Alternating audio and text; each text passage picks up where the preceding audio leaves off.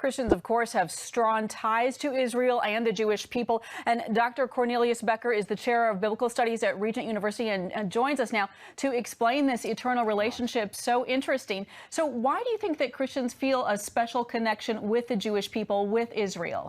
The history of Israel, Heather, is of course our history.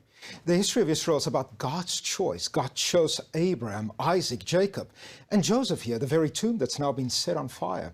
And so we feel a kinship with Israel because it's about God's choice and it's our history. Jesus was a Jew. Paul was a Jew. The early church were all Jewish. Mm-hmm. Going beyond politics right now, what do you think are the potential reasons why we are seeing all this violence in Israel? I think throughout the history, many forces have risen up against Israel. And in my reading, it's always about God's sovereignty, God's choice. This is an affront not only to Christians, but ultimately against the sovereign choice of God. So for Christians sitting at home who sometimes it's easy to get numb to what's going on, why should they really care about what's happening in Israel? I think this is a marker of something greater that's happening in the world, and this is indeed forces rising up, not only against Israel, not only against Christianity, but against the reign of God himself.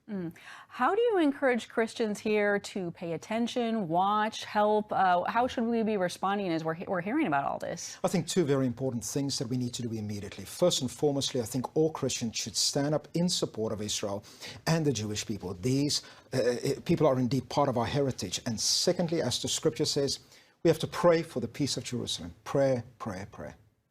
All right. And explain a little bit about some of the prophetic significance about Israel. Right. And so ultimately, when you look at especially the Apostle Paul, Paul says that the history of Israel is a test about God's faithfulness. Will God do what he said he would do for Israel? And of course, once God has done what he said he would do for Israel, he would do it for the church and he would do it for the rest of the world. And this is the reason why it's so important. Well, I know it has a lot of people's attention this week, and really interesting to think about our response as Christians and, how we should be observing it all. So, Dr. Becker, thanks for your time.